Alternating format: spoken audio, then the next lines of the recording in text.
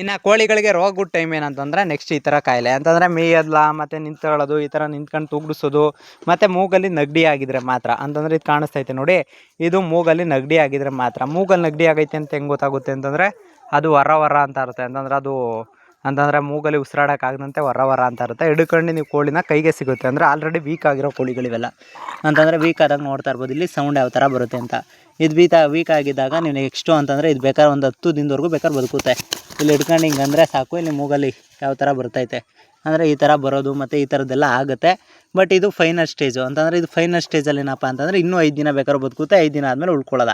ಅಂತಂದರೆ ಇದೆಲ್ಲ final stage. ನಾಟಿ ಕೋಳಿಗೆ ರೋಗ ಬರುವಂಥ ಲಕ್ಷಣಗಳು ಈ ಥರ ಇತ್ತು ಅಂತಂದ್ರೆ ನೀವು ಎಂಡ್ರೋಜಿನ್ ಪ್ಲಸ್ ಹಾಕ್ಬೋದು. ಎಂಡ್ರೋಜಿನ್ ಪ್ಲಸ್ಸಲ್ಲಿ ಏನಾರು ಗುಣ ಆಗಲಿಲ್ಲ ಅಂತಂದರೆ ನೆಕ್ಸ್ಟ್ ನಿಮಗೆ ಇನ್ನೂ ಸ್ಟ್ರಾಂಗ್ ಇರೋದೇನಾದರೂ ನೆಗಡಿ ಔಷಧಿಗಳು ಅಥವಾ ನೆಗಡಿ ಮಾತ್ರೆಗಳು ಈ ಥರದ್ದನ್ನ ಕೋಳಿಗೆ ನೆಗಡಿ ಆಗಿದ್ದರೆ ಕೊಡಿ ಅಂತ ಕೇಳಿದ್ರೆ ಕೊಡ್ತಾರೆ. ಅದನ್ನ ಯೂಸ್ ಮಾಡ್ಕೋಬೋದು ಫ್ರೆಂಡ್ಸ್. ಅಚ್ಚುಕಟ್ಟಾಗಿ ನೆಗಡಿ ಮಾತ್ರೆಗಳು ಅಥವಾ ನೆಗಡಿಗಾಗಿರುವಂಥದ್ದು ಎಂಡ್ರೋಜಿನ್ ಪ್ಲಸ್ಸು ಈ ಥರದ್ದು ಏನಾದರೂ ಹಾಕೋತಾ ಇರ್ಬೋದು.